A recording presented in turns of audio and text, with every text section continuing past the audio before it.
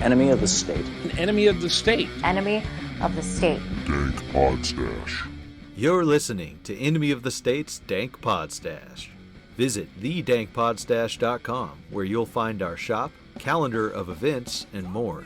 Become a patron or BitBacker and join us in our private Discord server where you'll have access to live shows and post-show Q&As. Business owners, you can advertise on the Dank Pod-Stash, reach a larger audience, and make more sales. Just email us at dankpodstash@gmail.com for more details.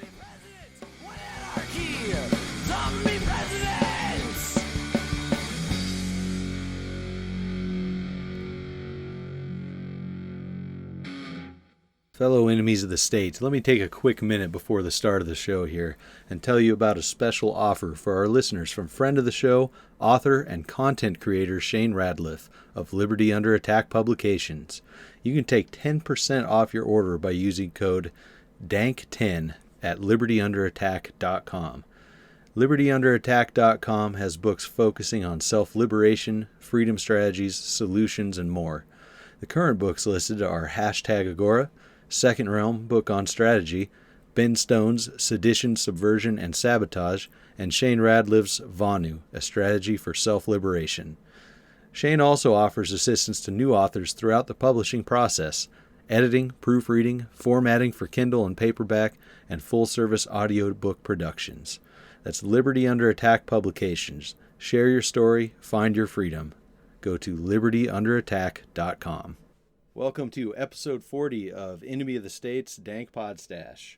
My name is Nick. I'm joined here today with Lily Forrester. I'm excited to talk with you, Lily, and thank you very much for coming on the show. Thank you for having me. It's a great opportunity. Heck yeah, it's going to be super fun. I got lots of questions and things like that.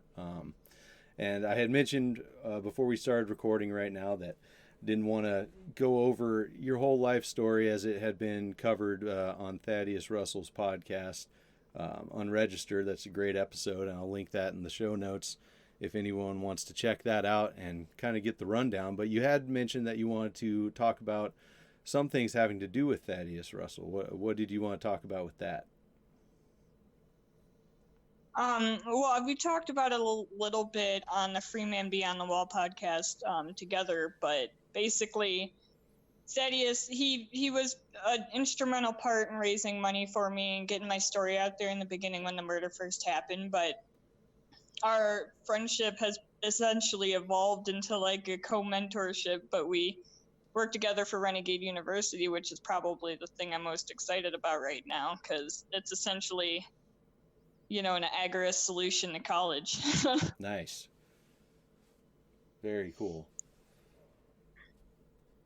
Yeah, I'm essentially going to be teaching courses about what I know about cannabis and cryptocurrency and stuff like that, but it covers everything from like the history of sex work to what is postmodernism to the history of martial arts, like, and then it's going to just continue to expand. He's doing a speaking tour, he's doing an event tour in general right now, just promoting that because it's something that people crave. I know when I got to college, I was pissed off at the fact that everything was, well, what I learned in high school.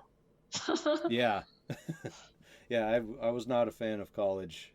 It just seemed completely useless for the things that I wanted to do in life. So it's good to see that Renegade University and other such things are popping up so people can actually take advantage of things, of learning about things that they're interested in. That's awesome. And that actually kind of leads into a question I had for you about your plans moving forward, since it seems like a lot of your plans were disrupted with John's murder. Well, like, at the end of the day, it took me a while to kind of figure out what exactly my plans are, because a lot of the plans that we had were indeed our plans, but at the end of the day, I still determined that, like, most of the stuff that we did together is stuff that I want to continue doing. I just have to find ways to do it again.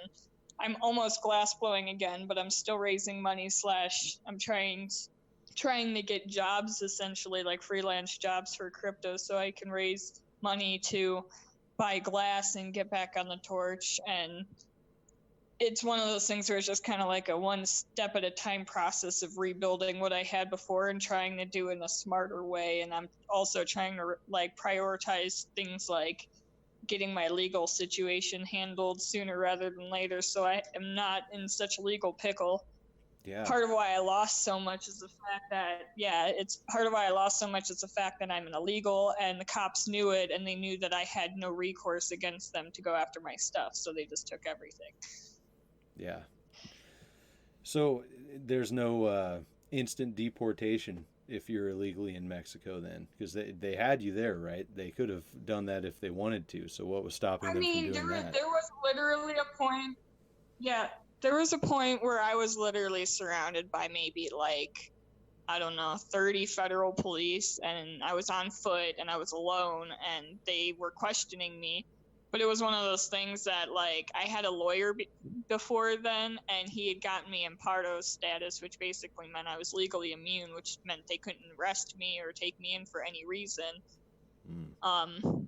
For a specific duration of time, which it just happened to be under that duration of time. But that's part of why I left Acapulco. Like, the danger of Acapulco is not so much in the cartel. It's in the fact that every single cop in Acapulco knows that I'm an illegal and knows exactly who I am, and exactly, like, they know my story now at this point. Yeah. Which is a little bit frustrating. I can imagine. Jesus. Yeah, it's just a target on you at that point. So definitely a smart move to get out of there. And that, so moving out of Acapulco, not only to get the cops' crosshairs off of you, but just for finding safety and a little more stability in other places, I would assume. It was less about safety and stability, because I'm not so much concerned about that, and I don't necessarily delude myself into thinking I can get that necessarily anywhere. Like, the cartel system exists everywhere. It just exists in different forms, and sometimes with less opposition, but it still exists. The thing is, like, the main reason I left at the end of the day was I was famous enough in Acapulco, not just with the cops, but with the locals, to where, like, I couldn't move on. Mm-hmm. Every time I would venture out of my house, which was not often, I was encountered by some friendly-faced local who would say something like, "We have a candle lit for John in our shrine," or something else that would make me cry. And then it was like, I just have to get out of here. So I did. And, like, honestly, like, the combination of the lack of police where I'm at now, and the fact that nobody here except for, like, a couple people know who I am, like, really who I am, is so refreshing. And I think a big part of why I've been able to become more stable and move on. That and the therapist, but, like, it was more about my mental health. I kept, I would see John everywhere I went in that city, because we traveled every single inch of that city together, like, constantly. We were always out in that city, whereas, like, he never came to where I'm at now. I have totally new memories here, and it's made a huge difference. Yeah, opening up the doors to really be solidly you, which is something that I had noticed not just from the interview with Thaddeus Russell, but we've been friends on Facebook, kind of bumped into each other here and there for a while. And the only way I can see to describe it is that you are very solidly you. I don't see a lot of clinging on to, economics or certain philosophies or anything like that, other than what suits you. And is that fair to say? Do you feel that way, that you're solid in yourself? Yeah, for the most part. Like, at this point, like, I don't even, like, necessarily care about anarchist labels. The closest thing I get to caring about labeling myself is calling myself an agorist. That's, like, the closest that I get. But, like, at the end of the day, it's, I'm just trying to live my life. I've kind of, I've tried to change the opinions of many, and I've realized the pros and the cons of that. And at this point, I'm just trying to live my life as best I can, provide value in the world, and share my story, because, well, it's kind of history, so it needs to be told in proper way. Yeah, absolutely. It always keeps coming back to that for me and a lot of people that I like to associate with, is that it seems pointless to try to force other people to change, however you're going to do it, arguing with them, whatever. And being that example is the best foot forward, because you're helping yourself. And if people get something from that, that's great. If, like you said, if you're providing value, that's really important. Yeah, nobody really listened to me when I was like, you know, the 18-year-old kid telling them that the system was fucked up and rigged against us, but I had nothing to show for myself. But when I stopped like arguing with them, started living my life, and then all of a sudden had all these skills and stories and all these things to, you know, essentially share, then that's when I noticed people really started to take me seriously. That was the point of Achapulco, was like, it was to highlight the people that were out there really doing things. Because at the end of the day, there is a big divide, especially in this community, between what I call the talking heads and then the people that are actually doing things, people that are actually living in these ways. It's not easy to live like this. It requires sacrifice, and most people do not want to give up what it takes to live like this. Yeah, that's absolutely true. That's probably one of the biggest problems I have with, I guess, people who call themselves anarchists who are relying on voting, is that they want the freedom, but they don't want to take any risk to get there. Yeah, they just seem to think that it's going to take like, and a lot of times like doing stuff like that, they're relying on somebody else. They haven't yet taken responsibility. That's something I've noticed about a lot of these people that identify as anarchists, is they agree, but at the end of the day, in regards to whether or not they've taken personal responsibility for themselves and everything from their banking to their just personal sovereignty, most of them just have not. Yeah. And yeah, it's an ugly process. Like, I've been through like, you know, quite a bit of it at this point, and it's an ugly, like, hard, terrifying process. But at this point, I feel pretty extraordinarily strong compared to people that I thought were stronger than me. So it's kind of interesting. Yeah, for sure. Yeah, it's interesting, because getting into discussions with people of that sort, it always comes down, well, what, to them generally asking, well, what have you done for freedom? And you mentioned agorism before. I think agorism is the best tool that we have to achieve the goals that we want to achieve. And I don't think most smart people are going to blast everything they do under, you know, agorism out on social media, you know, in the U.S. for everybody to see. Like you said, it's not, and you know, as well as anybody else does, that it's not easy. It's hard, and it's not necessarily safe. But living it is the important part. Yeah, there's risk in it, both financially and like to direct safety. Like, you know, I've conspiracy theorized that a lot of things, that bad things that have happened to me because of how free I've chosen to live. Because, like, I mean, I've been evicted. The only time I've ever been evicted from a house, actually, I was evicted because we were living off grid, and they said it was unfit for human habitation because there were no utilities connected. We had everything we needed, but it was just, you know, government paperwork. And like, it's just been like repeated things like that. Like, there were like 2 or 3 times, I think 3 different times in just the relationship I had with John alone, where like we worked hard, we made, you know, we'd save up everything from equipment to money, and then we'd get robbed for everything, or robbed for most things repeatedly by either the state or other, you know, terrible people that are essentially, they only exist because of the state. And it's just been like, man, have I lived too free? But at the end of the day, like, I don't know if I could live any other way. And like, I don't necessarily like the insecurity that I have financially speaking, but the idea of getting a job where I have to commit to work this stuff and do these specific things all the damn time is revolting to me. Yeah. So the freedom's a little addictive too. That's something that a lot of people don't talk about, is because, like, I think that's part of, you know, once we really got that first taste of like true freedom, especially in Mexico, then we were like, oh man. but really it started long before that. Sure. Taking it in Detroit and in Cleveland. Was that in Detroit where they wanted their cut and you weren't giving it to them by living off grid, or where was that? Okay, so like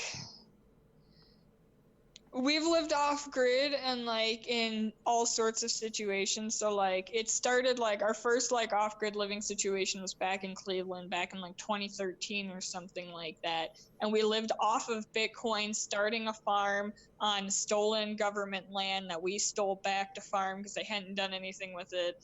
And like we started, it was like right next to the steel mill in Cleveland.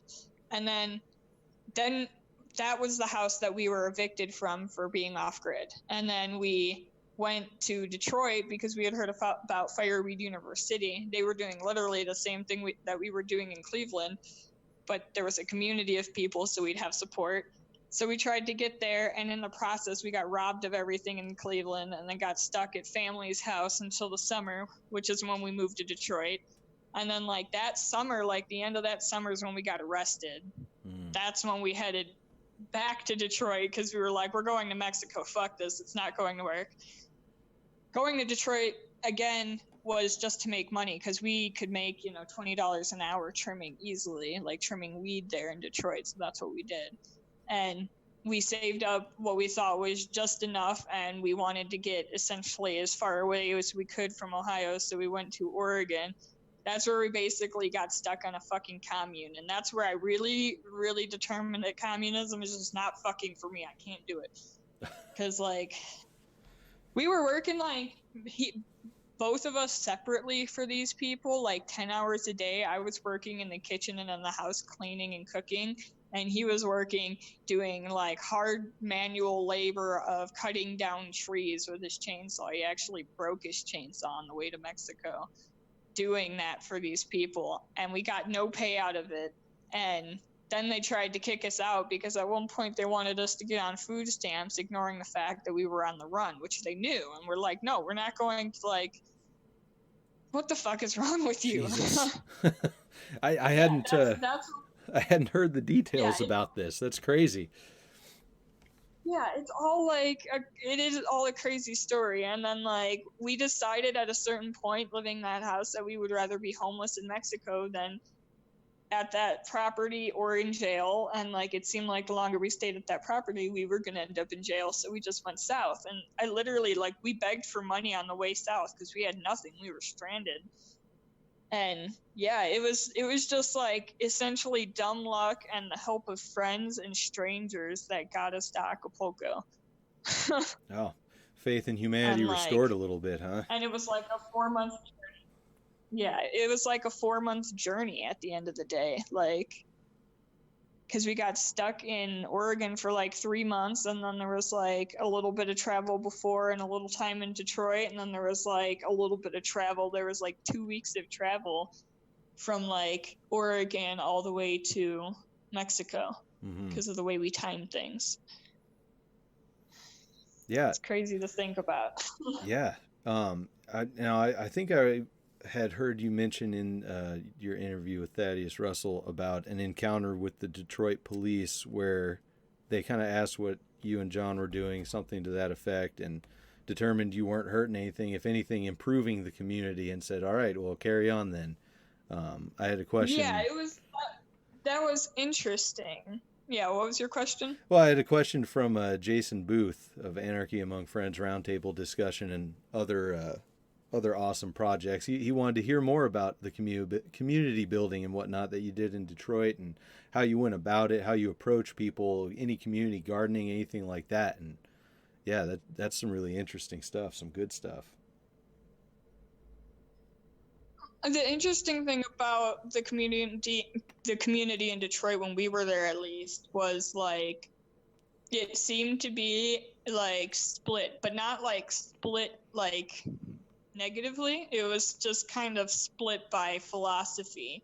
There was Golden Gate, which was like where a lot of like the freeloading socialist types were. And then there was Robinwood, which was the street that we lived on. And that was pretty much like the rugged individualists, the capitalists, like people still in the community, but they wanted their own fucking house and their own space and their own garden.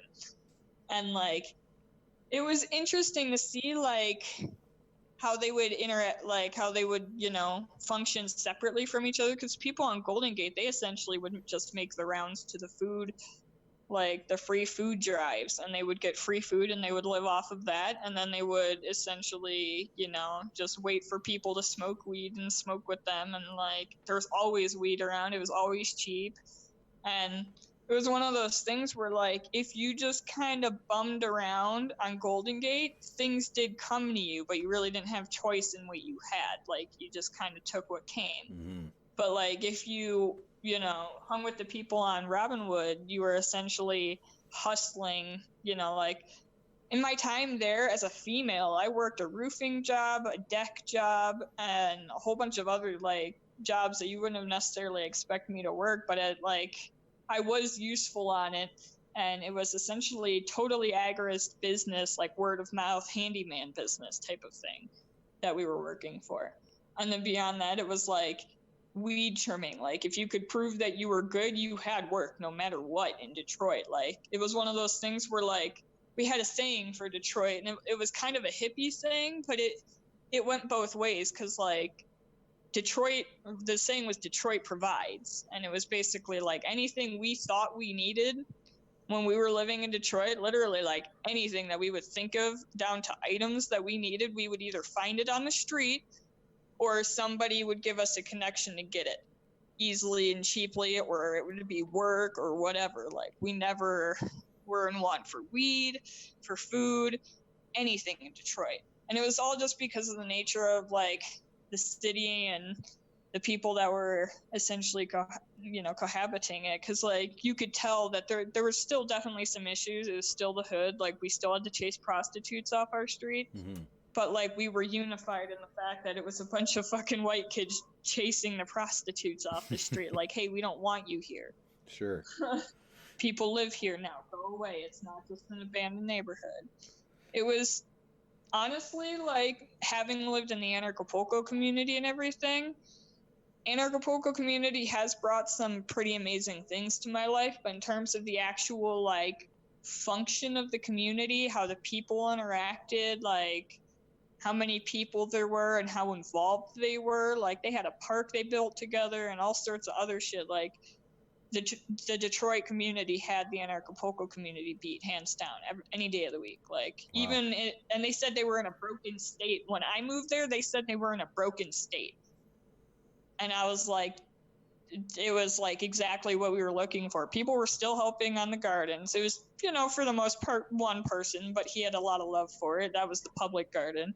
And then there was like, just, you know, all these different, you could be part of the bike co-op thing, or like you could be part of a restaurant or else anything like that you wanted to get involved in Detroit. If you like voiced it to somebody, something would happen where it ended up working out for you.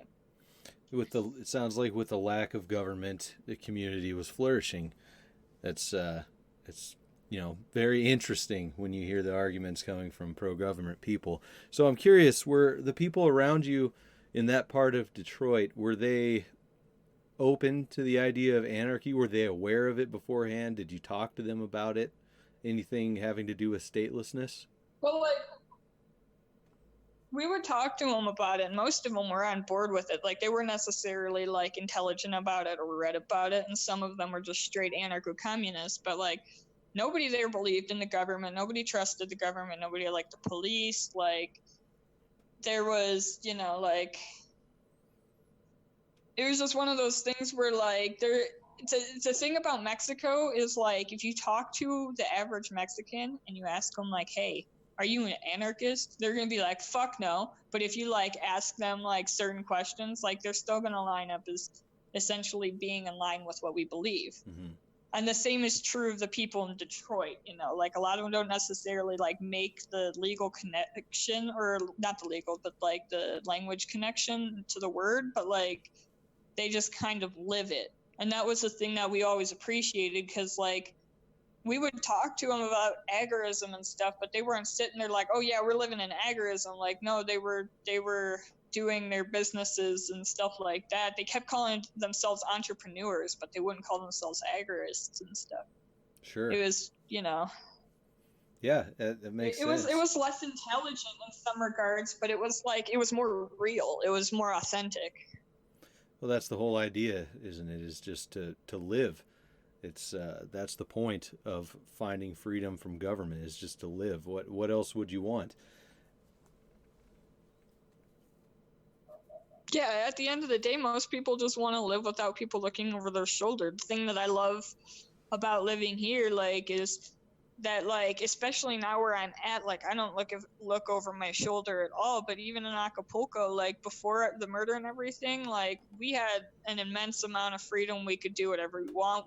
We'd smoke weed walking down the main street of town and not even care if we walked by a cop, because it would just, it's a different culture, you know. Like, when you drive here, something I didn't realize, like, I hadn't driven at all until literally the day John was murdered. Mm-hmm. And I knew that he fucking loved driving here. And I figured it was just because it was fun. But, like, I didn't realize part of the reason he loved driving here is because you can drive around without worrying about things like turn signals. And, you know, even drunk driving, like, isn't really penalized here. Like, speed limits, I can't remember the last time I saw a speed limit sign. Like, I call traffic laws here suggestions, because you really can just treat them like suggestions. And then if cops try to stop you, you can do what I do and not stop.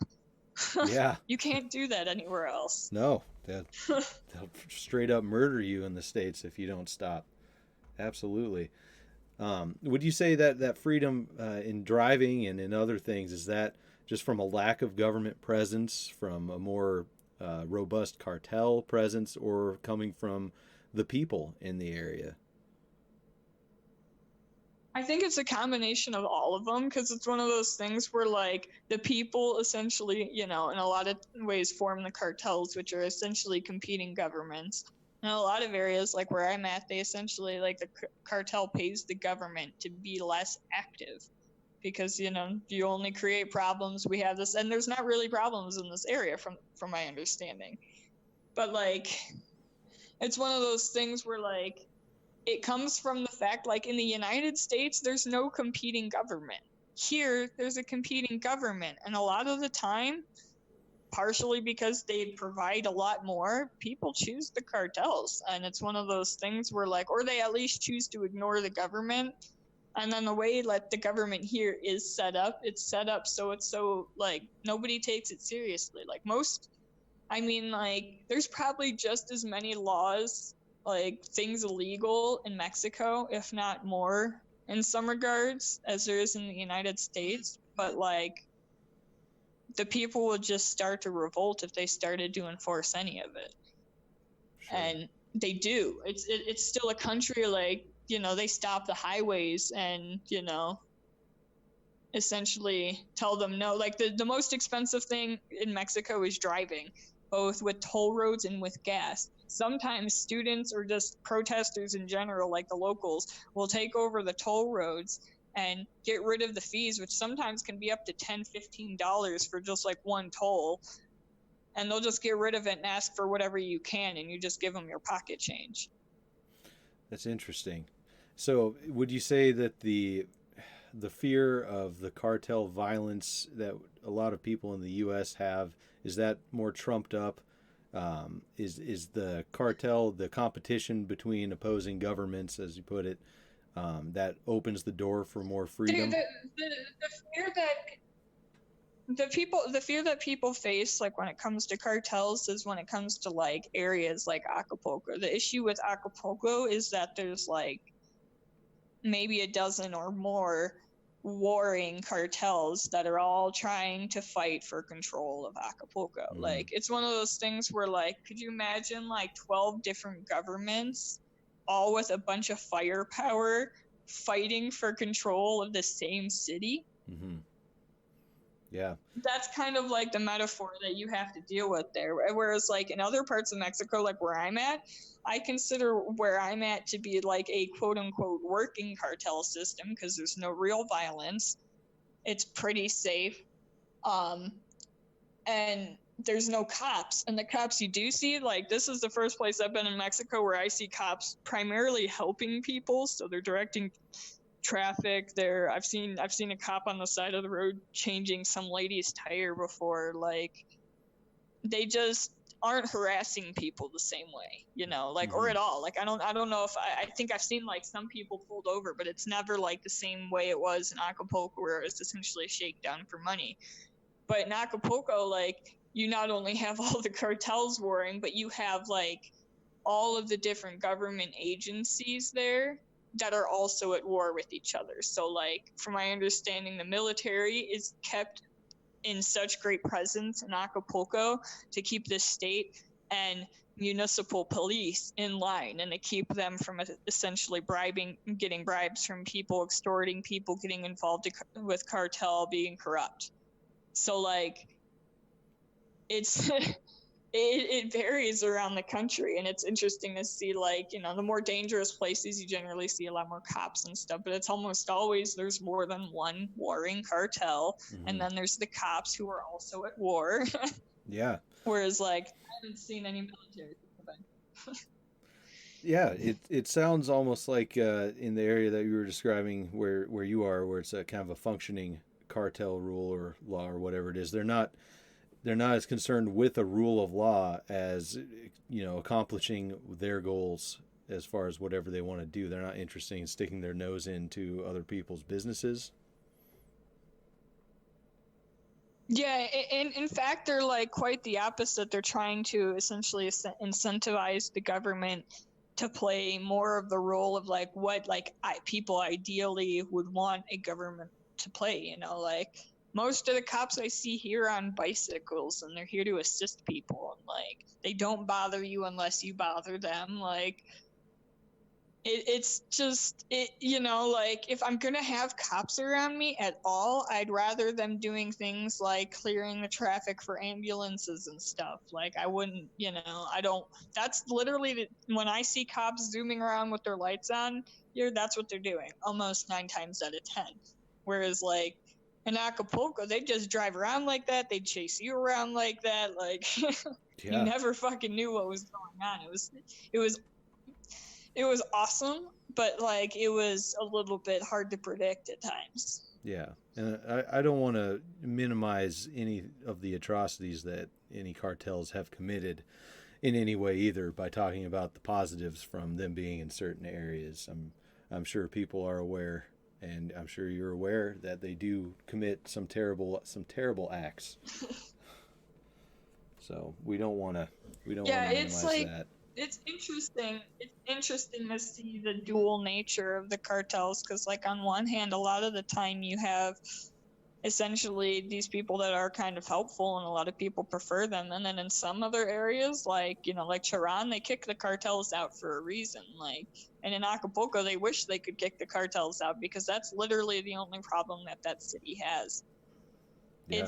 It's been like, I mean, interesting thing about Mexican media is like, they're very like in your face about everything that happens. So like, every public killing that happens, or like anything, it's all out there on the paper. Like, you're seeing pictures of dismembered, you know, heads and stuff like that. Like, all sorts of shit. Like, just right there out in the open, you can't ignore it type of thing. Whereas like, I think I'd rather that and know the situation than the US, because honestly, like, I've known 3 people to be murdered in my life. 2 of them were in Ohio. Yeah. One of them was directly related to mafia in Ohio, like, for weed. He was killed over weed. You know, not even allegedly over cocaine like John was. He was killed specifically over weed because he got arrested with a semi-truck full of weed, and the government and the people that fucking essentially financed that were like, he's going to talk. Jesus. And they killed him. Yeah. So, speaking of John and the alleged whatever, was the motive ever made clear?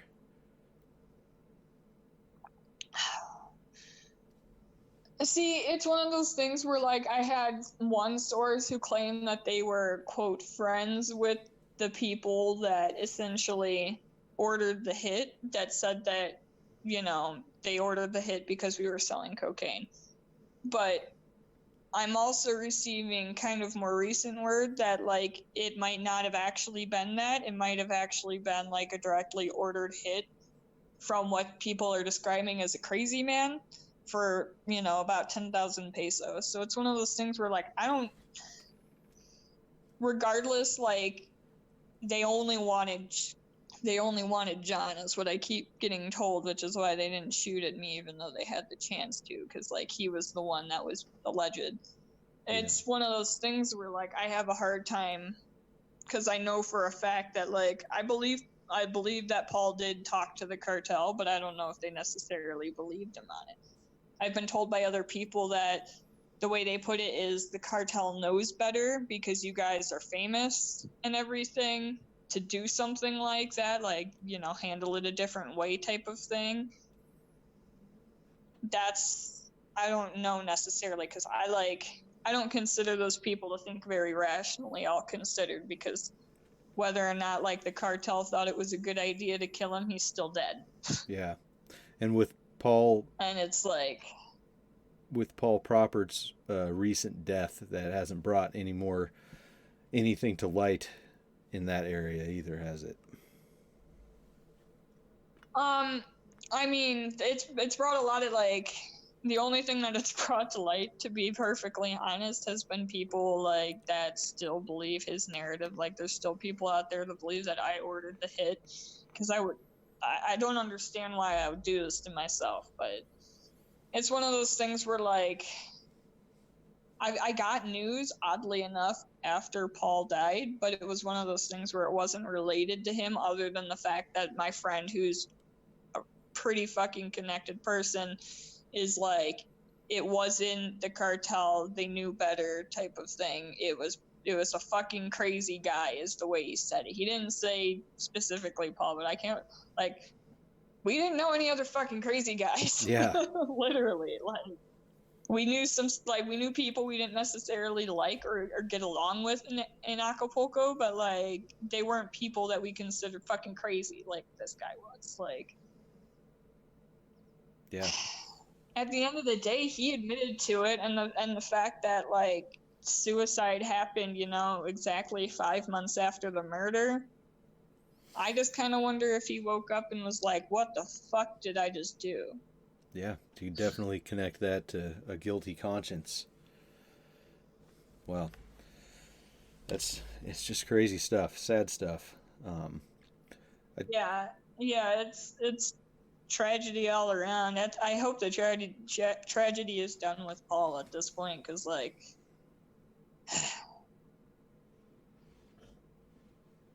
at the end of the day, I do have respect for his decision, although, like, I just wish he would have fucking figured out his problems, not brought us into them, because we're essentially, like, from what I can tell, based off of what I know about Paul and the long story of Paul, we were just collateral damage. Like, we were never the main offenders, you know. It started very early for him in his childhood, and then it got worse when he got into the military, and, like, that dude is one of the few people I know that might have worse childhood stories than I do.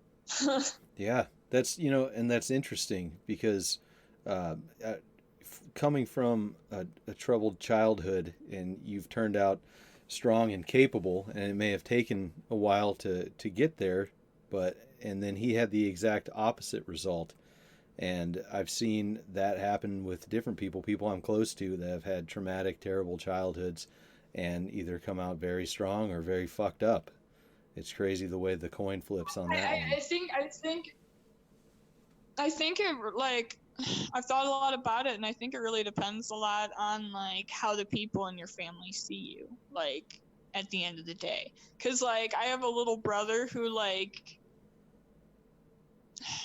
he was described as a problem child, but he was basically just, like, high energy, very interested in life, asked a lot of questions, like, he was two and like pretty strong, pretty smart for what he was. And my mom, who was a drug addict, like couldn't necessarily handle that. Whereas like me, I was essentially like, my mom used to refer to me as her favorite child, which I always thought was shitty of her. But it was one of those things where like I was essentially the quiet kid, and I lived in my own world because I refused to ask questions about what was going on, because I'm pretty sure like part of me knew that I wasn't gonna like the answers. So it was one of those things where like I was just treated like somebody that should be lied to be protected, whereas like people like Paul, you know, he was treated like a problem child from the very beginning, like, you know, and his mom and his family just wasn't very nice to him. And it was one of those things where like he essentially used that and turned into a bully in his adulthood. And it was sad to see, but it was interesting to see, because like it did give me a lot of understanding, because like I thought like, you know, I could have handled things better, because I always considered John to be the epitome of strength. He had been through, you know, his father was essentially killed by police before he turned a year old, and he was dealing with that and a whole bunch of shit relating to that throughout his whole life. And he came out, you know, a thinking, intelligent person a lot sooner than I did. So I always thought, you know, he was like that. But it was one of those things where it's like, it all kind of depends on, I think, how your family sees you and how they treat you. Like, people that get treated like, you know, a person but still have a you know, shitty childhood. Like there was just a lot of shitty circumstances in my childhood, but nobody was like beating me on a daily basis and stuff like that, partially because I was, you know, I wasn't going to do anything wrong. Whereas like alternatively, he would essentially just buck the system a little too hard and get kicked in the face sometimes, metaphorically speaking. Yeah, there's a lot of different factors. Sometimes literally by his own. So how did you, through a turbulent childhood and life in general, what brought you to anarchy? What made you say, you know, this is for me? Well, like, I don't mean to be cliche, but I kind of like have always been this way. I realized like a big part of pretty much all the conflicts throughout my childhood were a direct response to being controlled in one way or another. But like when I really started to articulate it was when I was I got to college, and then I got involved in drug policy because I like to smoke weed, and I had grown up, you know, raised by hippies that were pretty anti-government. You know, my dad told me taxation was theft when I was shit my entire life. Like, Nice. So it was one of those things where like I was already there, but I didn't think about it in any intelligent sense. But when I got to college, I was like, I'm going to figure out this political thing, because I was on a really democratic campus. I had a lot of socialist friends, and I was involved in drug policy. So I was like, I got to figure out where I stand on this. And I did my research on all the political candidates at the time, and I landed on Ron Paul. And I like posted something, and somebody online was like, it was some feminist girl that lived in my dorm, was like, how dare you as a woman support him? And that was when I knew that I wasn't a feminist either. And it was just like, it just kept snowballing from there. Like I worked at the library, and I had grad student privileges, which meant I could check out any books I wanted, as many of them for as long as I wanted, like, you know, years if I wanted to. So like I read everything from Marx to Immanuel Kant of all things, to Hayek, to Ayn Rand, to like, I just absorbed all of it. And then I sat there for a while, and I was like, yep, it's basically anarchy and capitalism. Fuck the rest of it. And I've been kind of building skills basically since then, because that was when I realized, okay, well, I have the philosophy figured out, but this philosophy a lot of the time is built on adding value to the world, and you have to have skills to do that. And I have like no skills. Turns out I had writing skills. That was what I had from school, and that's pretty much all I got. Like, when did agorism fall into the mix? It fell into the mix in college because I read about it. I don't remember what book I first read about that had the word agorism in it, but I remember I looked into it, and I was talking to John about it, and I was like, I want to do that preferably, because like the way I saw it being is kind of the way it exists for me now, is like whatever I do for money is based off of what the market needs from me. So I have all these skills, so I'm doing different things all the time based off of whatever I need to do. And it was like the thing that I hated about college was picking one thing, and the idea of just sticking to one task for the rest of my life, or one job, or one field even for the rest of my life was nauseating. Like, I switched from botany to history to psychology, and then I tried to do all three, and I was like, well, maybe glass blowing too, like, and then I was just like, college isn't for me, so I just, I pursue all those things separately now. But it was interesting, like, for me to come to terms with that, because I was essentially in college trying to shove myself into a box that I wasn't going to fit in despite my small size. It was like, this just isn't going to work. Yeah, being a jack of all trades is pretty great. Yeah, it gave me hope, because like I was pretty scared when I got to college and realized that I didn't necessarily want to specialize, and that I didn't want to necessarily work a job in the same way that everybody else did, and I didn't know what that meant. And then like I was essentially lost and freaking out for a while. Like, man, I have to shove myself into a box that I don't want to. And then I found agorism, and then it's basically been like a messy process of trying to make that happen. But I'm finally getting to the point, I think, where I'm pretty nearly supporting myself almost. Excellent. Yeah, it seems much easier to kind of spread out, with agorism, to find the niches and the needs in the black and gray markets and whatnot. It's nice to have diversity, because like when market demand dies for something, like it sometimes does, like there's always something else for me to do. Like, even recently I've been looking for a little bit more work, but at the end of the day, like I don't have too much anxiety, because I know that I have skills out there that somebody's going to find useful. It's just a matter of finding the right person at the right time. And agorism's all about problem solving and figuring it out. Mm-hmm. It's like the ultimate video game. Yeah, it's great. That's definitely my biggest draw to anarchy, agorism, all that in general. This is the biggest problem that needs to be solved, is not only how can I be free, but how can everything around me be free so that I can remain free. It's a constant puzzle to turn over in your head. Yeah, and it's interesting because like half my job as an agorist, maybe more, has been like essentially getting around the government, everything from the fact that I don't have access to banks to it's hard to travel because of that. Like, it's interesting to like see how successful in some ways the world's systems currently are in terms of like keeping everybody enslaved, because it is kind of hard to exist without them, like, yeah, at the end of the day it does make everything fucking harder, and you got to depend on other people. Like, yeah, it's been interesting to learn about. Yeah, it makes things a hell of a lot harder when you have certain places that you need to get money to, certain institutions, whatever, that won't take it any way other than through a banking system. And it's even becoming harder to find a place to live that takes cash, without going through a credit check and having a bank account hooked to payments and all that stuff. It is nice to see. Yeah, I couldn't exist like. Yeah.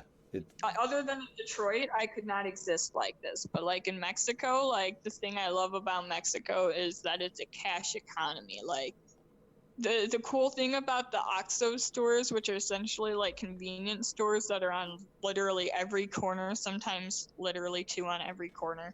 But like the cool thing about those is they're basically banks. You can pay into people's bank accounts there. You can pay your bills there. You can pay all sorts of shit there. But you can also receive money there, and like they have things set up for like essentially loopholes. Like how I get money is through Bitso. and through my friend, and he essentially gives me a code, and I type that into the ATM, and it shits out money at me.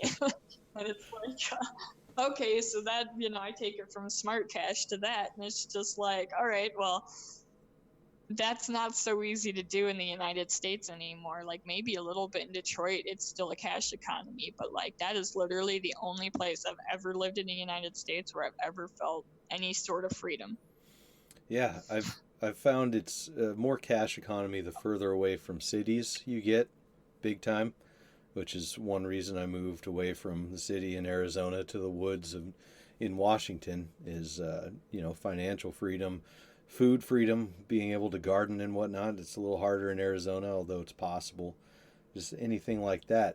And so I'm curious how integrated Mexico and cryptocurrency have become. Are you able? I know a lot of people in the U.S. are able to use it in everyday transactions. Do you use it in transactions with local businesses and people, or more so online?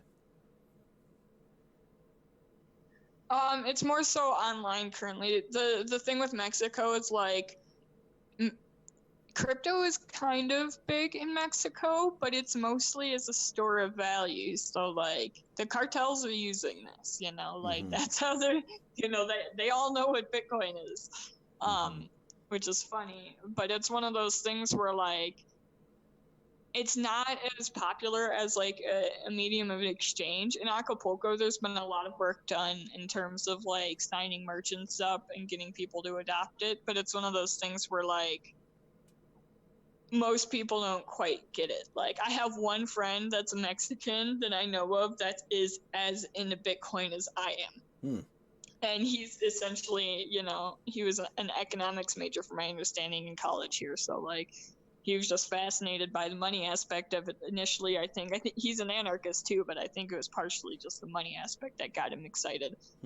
Whereas like most people here, like, even like I'm finding recently, like even the people that call themselves anarchists here, like don't necessarily understand Bitcoin. They like the idea of it, but they don't understand it and they don't actively use it yet. So that's part of what I'm trying to do with Smart Cash. One of the goals with Smart Cash is to try and get more adoption in Mexico, but the first step to do that is to get Bitso, which is the Mexican exchange, to list it. So that way Mexicans just can buy it directly. And then once they can buy and sell it directly, then, well, they're always looking for ways to avoid taxes here, as my friend puts it. There you go.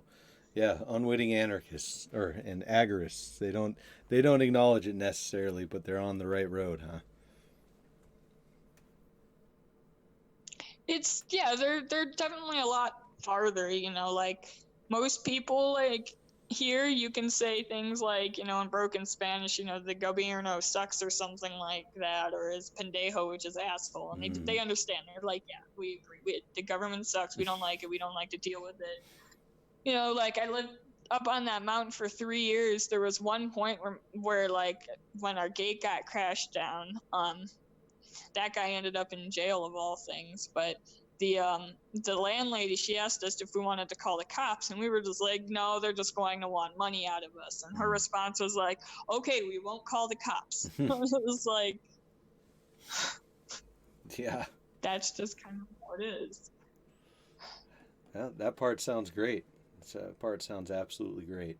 We're kind of coming up to my time now, but I wanted to see if you could kind of lay out, if you have ideas of how people can make themselves more free, what they need to do. And I know we talked about not being able to change people's minds and trying to live as free as possible, but any words that you'd have on that? Well, like, my biggest advice to people is, like, anybody that has the desire to get out of the United States needs to before it's too late. Like, that's our big message. That's a big reason we told our story, was we were always trying to get people to essentially not make the mistake we did and wait till we had nothing to leave. So, like, get out while it's still good type of thing.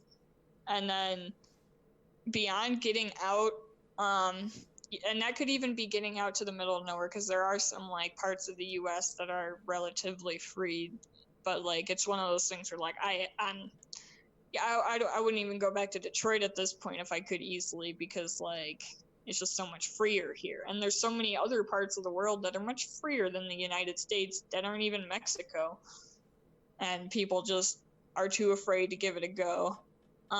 Another thing would be cryptocurrency. Like if you haven't gotten involved in it, like start small, start with, you know, figuring out what your intentions are. Are you trying to spend it? Are you trying to save it? And figure out the best projects for that. I know a lot about Smart Cash, so I can answer anybody's questions about that because I essentially represent them. But cryptocurrency, at least for me, has been essential for ensuring my freedom. My lifestyle does not exist without cryptocurrency. I get paid entirely in cryptocurrency from the jobs that I have.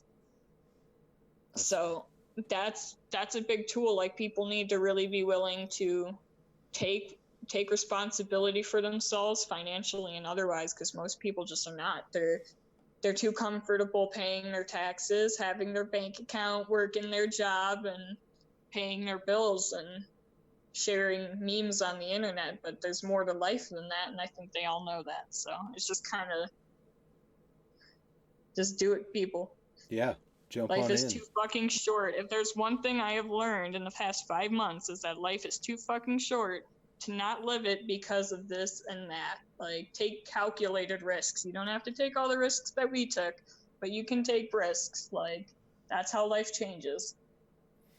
Yeah, definitely wise words, and I'm glad you added that caveat, calculated risks. It's, not everyone is willing to jump in head first without looking, and you got to do what you can do, what you're able to do, and tactically.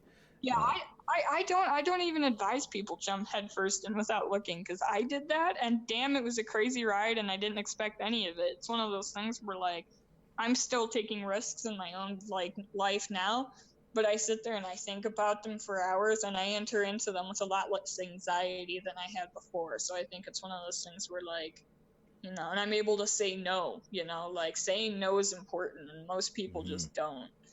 Be it to your family, to your employer, or whatever. Like, sometimes you just have to fucking say no to people for yourself. No. Doesn't mean they're bad people, but it means that you got to do it for yourself sometimes. Yes, no is a very powerful word, possibly the most powerful word. It's very important. Well, that excellent last thoughts there. I want you to go over real quick the projects you're working on and plug anything you want to, and I'll link what I can in the show notes and the description, and we'll get people checking out your courses. I'm excited to see that. Okay, well, Renegade University 2.0 is launching soon, and kind of in the process of launching. So that's going to be happening over the next few months, and I'll be announcing all of that. But where everything like that can be found about me currently, all my updates and stuff, eventually my store and stuff like that, is highlyfunctionalgrowth.com. That's also the way to contact me, because I am looking for essentially freelance work for Bitcoin, either short-term or long-term, because I'm always looking for more things to do, and I'm interested in supporting myself. I've been helped by a lot of people via donations, but I don't necessarily want to live on donations. Absolutely. So I would rather provide value. So if people are out there, I can do everything from writing to proofreading to promotion, all sorts of different things. Excellent. Graphic. Say graphic design as well? Yeah, graphic design, web design. Like, I can literally do all sorts of remote work fairly competently. Just reach out to me. And I have a lot of experience with cryptocurrency. I've been living off of it since 2014 exclusively. So Excellent. That's great to know. I actually had many people asking how they could help you in any way they could. So it's good to know that they can help support you that way. Thank you very much for that. Information's all on the sponsor me page of my website. But if you just go to highlyfunctionalgrowth.com, all one word, you'll be able to find everything easily, including updates. Excellent. I'll link that in the description, and everywhere we have the Dank Pod-Stash. Awesome. Thank you very much for coming on. That was really just a whole lot of information, a whole lot of good stuff. We'll have to do it again sometime and get into some details of some other stuff. Yeah, this was fun. I'm definitely down to do it again. Awesome. Yeah, it's nice to finally talk to you in person as well. And got to thank our Patreon patrons for helping keep the Pod-Stash afloat. I'm going to see if I can convince Lily to give us a couple more minutes after this recording for a little after hours content for you. And we'll see you all next time.